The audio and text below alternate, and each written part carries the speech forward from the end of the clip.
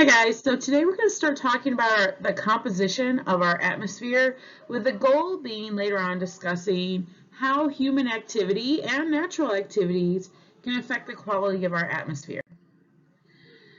So what we're really concerned with is how clean our atmosphere is and is it functioning properly. So more than 4,000 people in London died during a killer smog event that happened in 1952. And so what occurs in our air can definitely affect our health.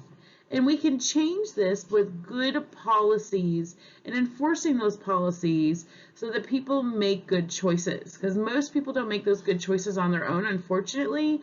We don't think about this stuff in the day-to-day life that we go through. But there are long-term effects to our behavior. So let's get into what is our atmosphere. So the atmosphere, the part we live in, is actually just the lowest 1% of our atmosphere. There's many layers, and each layer has its own set of characteristics. When we're looking at our different layers of our atmosphere, how they are categorized has to do with a couple things. One is the composition of our atmosphere in general. Our atmosphere, we like to think is mostly oxygen, but it's not actually. Nitrogen is the biggest component in our atmosphere with 78% of the gases being nitrogen. 21% is oxygen, and then the other 1% is other gases like argon and stuff like that. Now, as we go through the layers of our atmosphere, which you should have seen in the Bell questions if you've done those, the temperatures change. They actually kind of flip-flop. And so that helps us to form a line, a delineation between the different layers. The other thing that plays a role is pressure. And what we see in general is that the air pressure decreases with altitude. So the higher you go, the less air pressure. And what this does is makes so you can't breathe. So if you're a mountain climber and you go to a very high mountain, you have less pressure in the air, and it's the pressure that helps to push the air into your lungs when you breathe. And as that pressure decreases, you actually have to work harder to get the oxygen into your body. So this occurs on Earth, and then as you continue to go up through the layers of the atmosphere, it is even more profound, the amount of pressure. And you can measure this using a barometer. And barometers are pretty simple in how they work. So if you look at this barometer here, you can see that as the air pressure pushes down on this liquid, in this case mercury, as it pushes down on it, the mercury has to go somewhere. It rises in the little tube here. So if it's low pressure, it doesn't rise very high. Higher pressure, like down at sea level, it's going to rise higher. One characteristic we see in regards to our atmosphere is relative humidity. Relative humidity is a little different than regular humidity, and it plays a big role in the ecosystem. So it not only affects our weather conditions and parts of the water cycle, but also what vegetation can grow there, and even what animals can be sustained in that ecosystem. So what relative humidity is the ratio of the water vapor in the air to the amount the air could hold, the maximum amount. Now, the maximum amount of water the air could hold is dependent on temperature, okay? When you're talking about hot water or hot air, hot temperatures, that can hold more air than cold temperatures. And that's why when it's very warm, we experience typically more humidity because the warm temperatures vaporize the water, and then the air can also hold more of it. Okay, versus when it's cold out, you can still experience humidity, but there's not as much water, actual volume of water in the air. It's just the air will not hold as much water to begin with. The other thing we experience with this is clouds. So clouds are part of the water cycle. It's water vapor condensing around little particles of dust in our atmosphere. These little pieces of dust are called condensation nuclei. That means that they start condensation wrapping around them and hold that stuff together, and that creates a cloud. So when there's a lot of clouds in the sky, and I think we already know this, that means that there is a lot of moisture in the sky. And there's always the potential for rain when that happens, especially if some other weather events occur.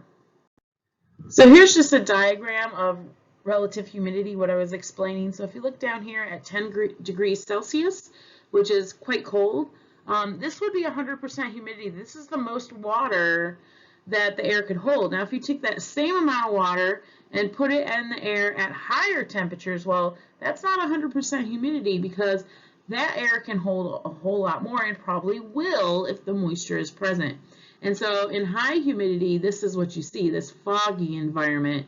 And in low humidity, it's very, very dry and arid.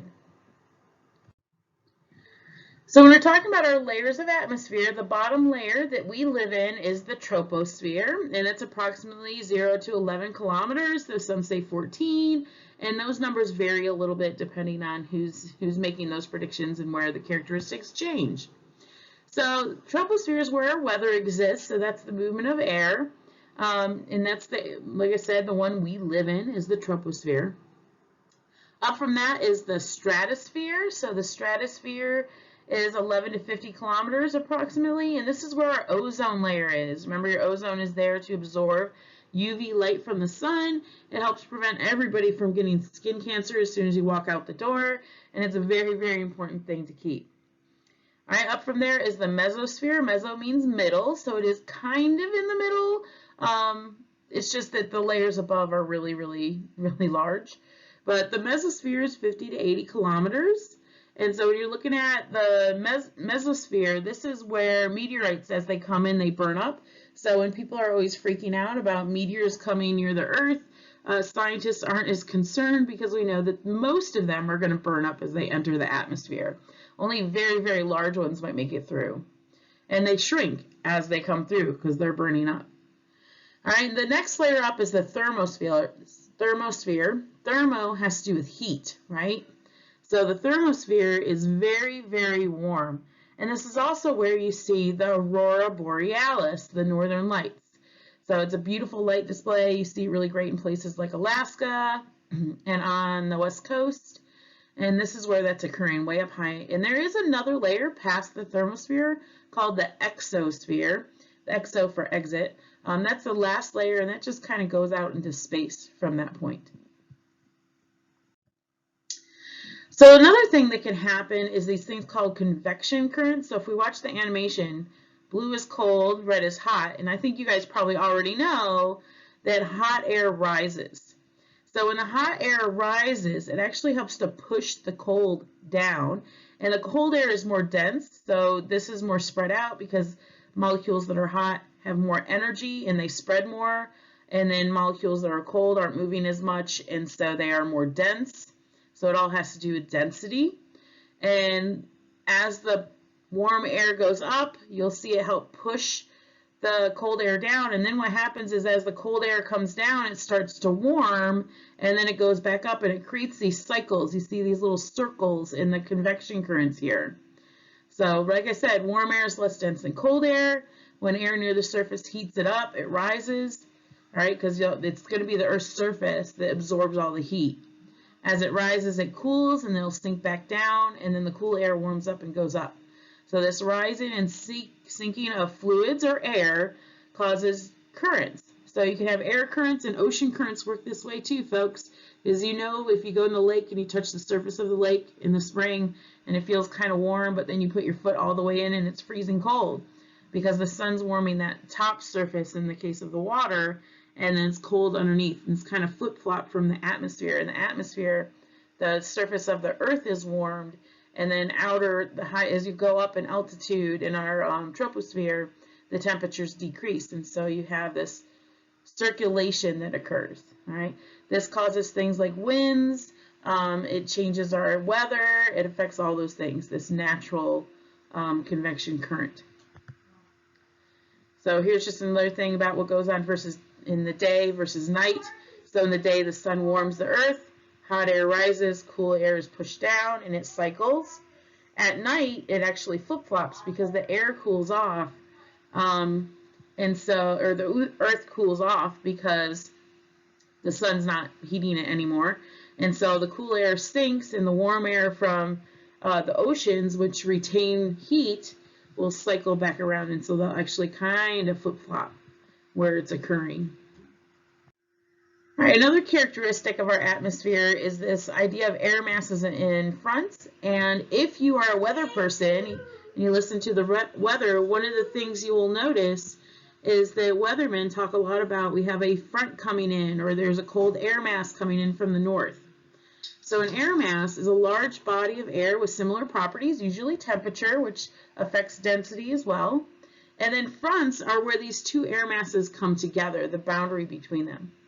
So if we look at a warm front, what you see coming in is warm air comes in and it's less dense, right?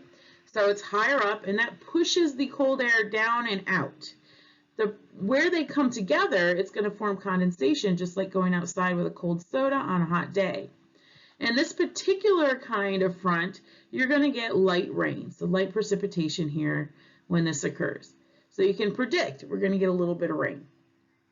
Now, on the other hand, when you have a cold front coming in from the north, when the cold fronts come in, cold air is more dense, so it's going to push the warm air up, and it's going to create a circular environment. And so because of this, this has a larger front, all right, and it's going to linger longer. And with that comes more condensation, and so then you get heavy rain. So when you know these cold fronts are coming in, you can predict you're going to have some heavy rain in your ecosystem. So I hope that helps y'all out when you're talking about some parts of your atmosphere. We're going to do a lot of practice with the layers of the atmosphere, and then we'll get into how we are affecting our atmosphere. Bye, guys.